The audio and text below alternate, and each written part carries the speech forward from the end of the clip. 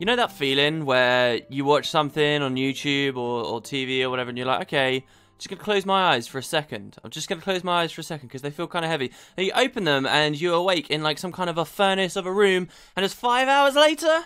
Yeah, that was me today. Time to make a video.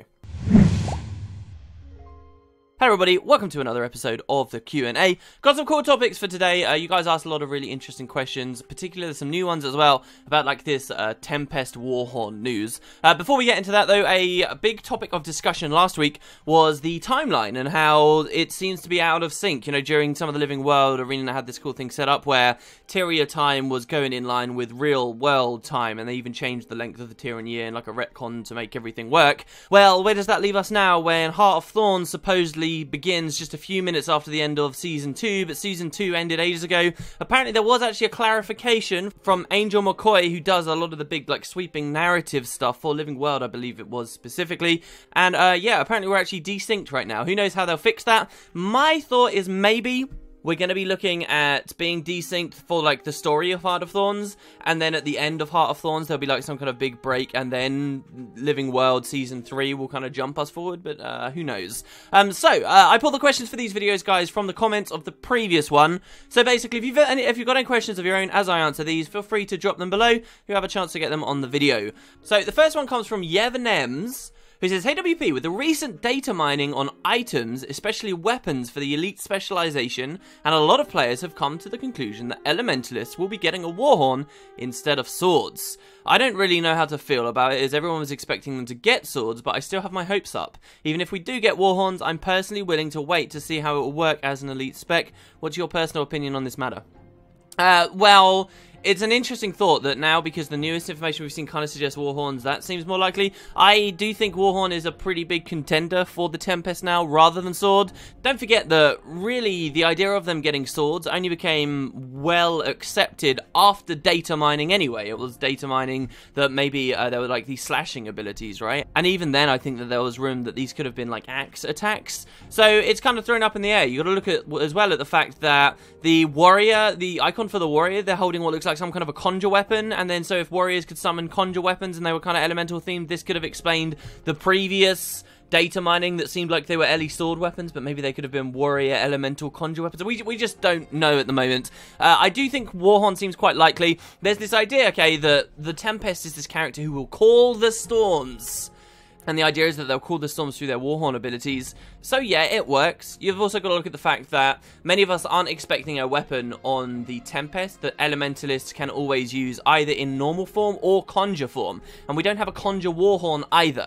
In terms of like the weapon itself, I'm not very interested. I would have much rather sword. I would have much rather be able to have my bolt, you know, which is kind of an electric-y legendary weapon, and maybe even sword offhand would have been amazing, because then you could have gone like Meteorologicus and bolts together at the same time. I like the idea of elementalists getting this kind of spell sword style, but maybe they have decided instead that warhorn is better. Maybe warriors are getting this kind of spell sword approach, or maybe they feel like guardians are already in that kind of mix of melee slash magical fighters enough that the first elementalist specialization won't be getting it. On the upside for the warhorn, at least we know that these are going to be offhand abilities and high cooldown, powerful effects across 4 achievements. I think I would rather see for the elementalist than a whole bunch of different auto attacks, basically, in skill 2s and skill 3s, which are faster cooling down and not, like, so impactful. I think as well about the fact that if we were to get sword, how is that really going to compete to, like, dagger main hand? Like, what is the huge distinction here? And for me, I find it kind of hard to design something that's really fun, but also doesn't just completely make us always run sword or make us always run dagger. At least when you've got, like, the offhand, you'll have a bit of a situation like we already have with the focus, where you get really prominent, powerful effects that are on long cooldowns, and you'll swap to it every now and then. And the idea of calling the storm, that you get a lot of these storm abilities, will be really nice. So I'm keeping my eye on it. The art as well we got of the Tempest, some people are even saying, oh, it looks like the elementalist has got a quiver of some kind. So it is still up in the air, and you've got to remember that with data mining. Often, we are blessed that much of the data mining we get ends up being a thing. But don't lose sight of the fact that it's not 100% guaranteed, and now we've got a lot of conflicting information, and we'll just have to wait to see what ArenaNet come out with. Overall, yeah, my assessment is, I don't think warhorns are that cool, but mechanically, calling the storms with a warhorn could be cooler than having a sword. Potentially. A further question on this topic we'll run through here from Aiden Walker says, the ice bow was nerfed so that the Tempest could have powerful storm spells. Discuss. Yeah, well, this is obviously an old question. Ice bow wasn't nerfed in the end. And we'll do a bit of a discussion on that in a second. But yeah, the idea that they were going to nerf the skills or look at the storm skills. Remember, they were saying they were looking at Lightning Hammer as well. And I do find it really suspect that they even say they were looking at Lightning Hammer. Lightning Hammer wasn't being prominently used in PvP at all. And that is 99% of what these guys think of. You know what some of the most interesting stuff I've found in these live streams is to look at? Is to look at examples the devs gave when they were talking about the new skills, and it was always, oh, you can use this to get back on point. Oh, you can use this if you're taking heavy damage while you're on point. Oh, you can use this to roam really quickly somewhere else. Like, they're always, like, every example they're giving is conquest-oriented. Like, it just slips out, and you could just tell. You could just tell that, even if you didn't have all of this years of evidence mounted against you, that this is what they balance for, you can see it in the live streams. So knowing this fact, it would then seem very weird for these guys, though they will, on occasion, when they put effort in, assess the other game types, it seems odd to me that they then suggest nerfing the Lightning Hammer, which sees no play there whatsoever. But the Lightning Hammer does have another storm skill on it. So maybe this was the thing. Maybe it is Tempest, Warhorn, whatever they're calling the storms, and the Glyph of Storms was going to be getting some kind of a change, and the storm abilities you get on the conjure weapons, Fiery Greatsword's got one as well. It's got the Firestorm. Maybe these were the things that the devs were going to change. They're kind of weird and clunky anyway. The ones on the conjure abilities are different to the ones that the Elementalist gets on the Glyph. Like in Water Attunement, you inflict Chill, but on the Ice Bow, it's inflicting Bleed. Firestorm is inflicting burning on the regular skill and nothing, just flat damage on the Fiery Greatsword. The mechanics almost entirely of the Lightning Storm on the Lightning Hammer is different to when you use it on the Glyph. So they're clunky and weird, and I actually think, yeah, the Tempest, because it's got this whole storm idea, we could be seeing big updates to those specific abilities. And, you know, when the community reacted heavily, oh, don't nerf the ice bow or whatever, they ended up changing their minds. They're like, all right, okay, we'll just incentivize people to use some of the other skills and, like, buff it on the other abilities, which is very funny to me. Next question from Sonny Doran, who says, do you think they'll ever bring back the Dragon Bash? It was the first festival I really got involved with. It was a really fun festival to participate in. I doubt it, because Dragon Bash, I think, was supposed to be really an example of hubris among the people, and there was discord with Dragon Bash. There was this idea that some people were celebrating the dragons and sort of trying to get in their face, essentially, and say, we're not scared of you. But then there was also supposed to be a lot of other people who were saying, no, this is a bad idea, do not hold this festival, do not hold this festival. And in the end, especially now with the current climate where Mordremoth's just attacked, and hopefully, if they play their cards right in Heart of Thorns, they'll give the other Elder Dragons a lot more urgency. I don't like, and I don't think they like either, that they set up this world in which they're like, oh, the Elder Dragons are these big dangerous things, and then we kill Zaitan, and then we just twiddle our thumbs forever, and no one's even scared of them anymore. That's what Dragon Bash was really trying to tackle, that no one is scared of the dragons. And I think they do want to change that, and I think they want us as players to care about fighting them. You know, one of the biggest things for Heart of Thorns that upsets me, beyond even, you know, that it's probably going to be too small for the price tag, is the fact that the whole premise of the expansion is let's kill another Elder Dragon, and they totally botched killing the first Elder Dragon. The fight itself wasn't very good for people who only really care about mechanical stuff. Yeah, it was cinematic. It wasn't very good, and in terms of the story, no one really cares that much about fighting the dragons. I mean, they've tried, in Season 2 they have, but especially for players who only played at launch and then left and didn't experience a lot of the Living World stuff. You know, like, this whole premise is we're going to kill a dragon, and a lot of people don't care too much about it. So, with all of that in mind, I think Heart of Thorns is going to make them seem way scarier, make them seem like they're on the move, and considering that ArenaNet now know what they want to do with the franchise, they can actually say, oh yeah, immediately at the end of Heart of Thorns, Jormag's getting out of control, and we can really start seeing serious effects of that straight away, and hopefully the world of Tyrael will be in a place of, like, permanent fear, and fear that we the players can get behind as well. And not necessarily fear, just this feeling of aggression from the dragons. And then Dragon Bash just doesn't slot into any of that. Dragon Bash was cool because it was kind of this festival that then had a big twist, and it turned into this tragic event with Theo Ashford's death, and given Lion's Arch even in its new position of being much more fortified, of being like a big stronghold and being much more wary of aggressors. Are they really going to do a repeat of one of their darkest days? I doubt it. All that said, even though I don't think we're going to get Dragon Bash like in a true form back, there's probably going to be a lot more festivals and new things they'll drop in going forward anyway, and they could be much better than Dragon Bash, so I'm not, like, too upset about it. Next question from Payden Beast, who said, Wooden, as you know, in GW1, most of the DLC, excluding Eye of the North, had its own starting area. Nightfall and Factions allowed you to play any of the new tunes you got instantly in those new areas. Do you think if we make a Revenant, we would have to play the game normally until we get to level 80, then begin hot? This is absolutely confirmed. This is one of my most repeated questions. A lot of people really, really, really want the Revenant to have its own starting area and its own story. It's a profession, guys. Professions have never had that anyway in Guild Wars 2. So no, the Revenant is just going to be one of the existing races in the existing areas in the existing story. That's going to be weirdest when you play as a Char and you're interacting with Ritlock the Warrior, who hasn't even learned how to be a Revenant and shared how to be a Revenant with the world, and yet you already are a Revenant.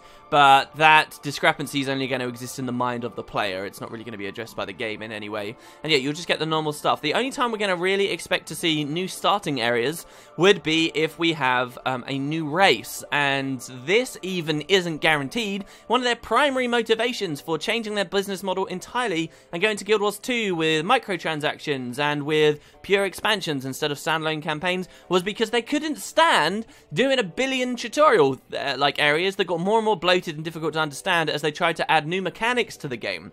See, what they can do with raw expansions is they can add new mechanics and cool stuff, but they're locked at level 80. You know, like the elite specializations, they can't add level 80. And because of this, they can kind of expand on the game without having this like immense wall new players have to climb that most of their existing audience don't even care about in the way of these new tutorial areas. So yeah, I think we'll get new story and stuff like that when they drop in a new race, and I'm expecting the next expansion to be a new race, because then they've got this really cool setup where they're like, this expansion we got the final profession and a whole bunch of elite specs. The next expansion we'll get a race, maybe two, probably just one. We'll get a race and then a bunch of elite specs, and then the expansion after that it can be another race and a bunch of like it just works perfectly. So I think we'll have to wait until then, and then we'll get some new story, and that's early game story will probably be set, you know, at whatever point it is in the timeline, even after Mordremoth and so forth. The next question is from Your Programming Network, who says, Hey WP, I've played Guild Wars for almost a decade now, and I've never joined a guild. My buddies have all but stopped playing, but I feel like I haven't run out of steam yet.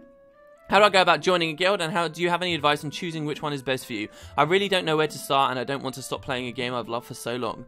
This is an interesting question to me, because you're asking for advice on something I've never really had to do. I came into Guild Wars 2 with a pre-existing group of friends and guild that I played the first game with, and then I kind of just naturally transitioned into another guild when that previous one like started dying down, and I started spending a lot more time in another active one, and that was built around the Triple Trouble Worm. That's kind of my experience with guilds. There's been a whole ton of other little ones, joke guilds that I've jumped in, PvP guilds that I've jumped in, but none of them have really stuck. You know, they've always just been all things bank guilds, stuff like that. My main suggestion, though, if I was in your position, I would probably just hang around Lion's Arch in the time of day that I'm playing most at, and just ask, just say in map chat, hey guys, I'm looking for a guild. This isn't a game where you see it too often. Like, compared to other MMOs, there's usually a lot of spam for, hey, my guild is recruiting, my guild is recruiting. Yeah, I don't see too much of that in Guild Wars 2, but I'm pretty sure you'd find a guild very quickly, and then you're just going to have to do that kind of ugly thing where you have the conversation with the guy, you get in the guild, and then you feel it out. You see whether the people are active enough, you see whether you really click with anyone, and then after a while, you may decide that you want to move on. I would say, you know, when it comes to that, really do try and stick around. There's nothing worse than being an officer or a leader of a guild, inviting people in, and then they just come in and they leave, and they come in and they leave. It'd be nice if we lived in a world where people gave guilds, like, enough of a chance. But, yeah, that's all I'd say. Like, just ask in map chat. From stories I've heard from other people, it's just when you meet other players around in the world while leveling and stuff, hang around with them, you know, make that effort to be with them. This is the thing about Guild Wars 2. A big problem with the game. There's no, like, forced grouping. Now, ArenaNet wanted to make a game like this that you weren't forced to hang out with other people, and you weren't forced to require like someone to support you or be a specific role or anything like that. But one downside to it is you can play all of Guild Wars 2 1 to 80, never interact with anyone else. Like, you just don't have to do it. You see other people around, but unless you decide you want to talk to them, unless you choose to like start following them around, unless you see them say something, like, you just don't have to have that interaction. Because there is no like forced interaction there, it's very easy to get to level 80, have no community, have no friend base, and then leave. And I'm sure that Guild Wars 2 loses a ton of its audience this way. I see the comments myself all the time on my videos. I got to level 80, I didn't know what to do, and I left. And for most MMOs, I think all MMOs have kind of this problem where it's really clear what you do in an MMO for the leveling phase. You're like, all right, I've finished the leveling. But most MMOs where there is that forced interaction, you get to the end, and then the community you're a part of, when you're level 80, you say, alright guys, what can I do? What are you guys up to? And they're like, oh, we're doing this, and you go and you hang out, and you spend time with people, and it kind of slowly unfolds to you what is now available to you at level 80. But Guild Wars 2, I think you get a ton of people who go through the game, don't find that community, and we have a way bigger problem where people get to that last point, and they don't really know about fractals, they don't really know about how running world bosses, they don't really know about the new maps, they don't care about running like Living World Season 2, they don't explore these things, and we leak players big time, and it all comes down to the fact that it's very easy to not be in a guild in this game. You have to go out of your way to be sociable, have that effort, because it's not just going to fall on your lap like it does in other MMOs, and that saddens me greatly. Hopefully the elite specializations coming in only at level 80 will, you know, encourage people to play that much more once they hit 80, because I think pretty much every player in the game is going to hit 80. They're going to see that they can actually get a whole bunch of new skills for the first time in a while. They can get like totally new badass things, and they're going to be like, right, I want to keep playing to unlock that elite specialization. And this is another reason why I am in favor of, you know, it taking a while to unlock this stuff rather than, again, just be handed to us on a plate. But we'll see. So yeah, just go and ask in Lion's Arch. That's all the advice I can give, but how valuable is my advice when I've never really had to do it myself? Skullman337 says, just before Heart of Thorns is released, can you do another viewing of your account, showing of what you've accomplished during the original game? I think that's going to be too soon. I might do another one after next Christmas, because then Heart of Thorns might have come out, and we've done a whole ton of stuff in Heart of Thorns. I could be talking about my masteries, as well as the advancements to everything else I've been doing. There have been a lot of things I've accomplished, and I'm still going for stuff. I talked in a previous video about what I'm going for. But yeah, I think doing an account tour so fast will probably be too soon. Falcon Beta X says, hey WP, do you think ArenaNet will add more skills to the base professions in the near future? The reason I ask is because elite specializations are adding 4 new sets of skill types to professions, and we know that ArenaNet is in the process of placing current skills that have no category into existing skill types. However, even after doing that, some professions will be lacking a bit in comparison to elite specializations. Do you think, for example, they will add things like an elite shout or stance for warriors to fill the gaps so that every skill type ends up being 1 heal, 4 utility, 1 elite? I doubt they'll do this. Yeah, there's discrepancies and there's weirdness with some of the classes where we have more abilities that are classified than others, but I don't think they're going to do this. When they first announced specialization system, very first announced it, I kind of had this vision of a world where we'd get like core specializations, just basic specializations that don't give you a new weapon, but do give you maybe new skills, or just a new trait line even, in with like Living World, and then the elite specializations would come with expansions. I really don't believe in that anymore. Yes, they could add a handful of skills here and there, but they've already explained that just dropping a couple of skills in there feels weird, and it doesn't quite work for them from a balance perspective. You know, if Shelter doesn't need a classification, Shelter doesn't need a classification, and maybe it's okay that they just leave it there. That's the only heal, really, that any Guardian ever ran in PvP for the entire existence of the game anyway, unless you wanted to see some funny stuff with, like, Healing Breeze. So I don't think they're going to do it. I don't think we'll see new skills. You got to remember the Guild Wars 2's got a bit of a problem as well with, like, class distinctions. What are classes supposed to be good at? They used to have a little bit of this idea where it was kind of rock, paper, scissors. It was like, you know, Warrior was their classic example of, oh, it's good. It's really good at, like, melee combat. It's pretty good at mobility. What are its drawbacks? Okay, well, conditions are supposed to be a huge drawback of the Warrior. It's supposed to be really, really crippled by them. And as time's gone by, they've added a whole ton of stuff that allows Warriors to deal with conditions. Berserker Stance no longer just gives you a ton of adrenaline. It's actually giving you resistance. Healing Sig gives you resistance. You've got Cleansing Ire came into the game. There's a lot of stuff that helped Warriors in that regard, and now those like boundaries have been completely thinned out. I hope ArenaNet know themselves what they want to do there, whether they want some classes stronger in some ways than others, but if they're not clear on that, then adding more skills is just going to make the soup even more difficult and unwieldy, so I'm not expecting it. Next question is from Jampuz, who says, do you think Knights and Heart of Thorns are dark enough? Actually, yes. I didn't really notice it while I was playing the game, and this is probably totally because of my sweet effects. I'm actually kind of disappointed in my beta gameplay that you've been seeing on the videos. Maybe it's just because I didn't spend enough time in bright areas. Maybe it's because 2 of the 3 betas were staged during the night time instead of the day, which totally sucked. But I feel like a lot of it's been really dark and kind of ugly. You know, like when I make a thumbnail out of the footage that I've recorded for the beta, it just looks really kind of gritty and things. But I have had a lot of positive comments from people saying as well, wow, your nights look really dark, that's cool. So yes, I've always been someone who wanted very dark nights and very bright days, and I wanted that to really feel like a difference. This is certainly way better than we saw with Blood Tide Coast. And yeah, I think they're dark enough. It just means for footage-wise, I now care way more about recording during the day than I do during the night. The recent Lions Arch footage you guys have seen on my channel, I've specifically sat around and waited for 20 minutes just so that it can be days so that I can record. It's frustrating as all hell to be recording in the night, especially when you lose... Like, these maps are so pretty during the day, and then at night they get very dark. I like it, though. Last question comes from Super Cliche username, who says, what are your thoughts on DPS meters and add-ons that allow you to see a boss's health? This is a really interesting topic. I've known about these for a long time. I'll just hold my hands up. I've known about these for a long time. Even when the worm originally came out, I knew that there were methods for people to read RAM and find out the health of players and enemy entities, and then like do basic calculations to figure out what kind of DPS rate people are doing. For those out of the loop, a lot of MMOs have features like inspect, so you can inspect someone and see what their gear is. They have built-in things that allow you to see how much damage each player is doing per second. So if your raid is going badly, you can be incredibly elitist and say, alright, I'm kicking the guy with the lowest DPS, you suck dude, bye. And this forces players to be good. Guild Wars 2 has never had either of those two features, and for a very specific reason. They want everyone to feel happy about playing one another. They don't want to erect those barriers. That also has the downside of meaning a lot of bad players, people who run terrible gear, who they're not even aware. No one tells them about it, and who cares anyway, because no one can catch them doing it. And for this reason, the more players in general you add to like a world boss in PvE, it seems like it scales out of control, but it's really just that a lot of players don't know what the hell they're doing and have bad gear. But that's fine. That's the vision that ArenaNet have had for Guild Wars 2, and they have kept to that, and they will never change that. I don't think we will ever see Inspect come into the game. I don't think we will ever see DPS meters come into the game. And then you have these tools, and the tools are slowly getting more and more and more sophisticated. You guys know, I cover third-party stuff on this channel. I've covered Sweet Effects, I've covered Immersive Combat Mode, I've covered Gem Effects. I'm thinking of covering Reshade.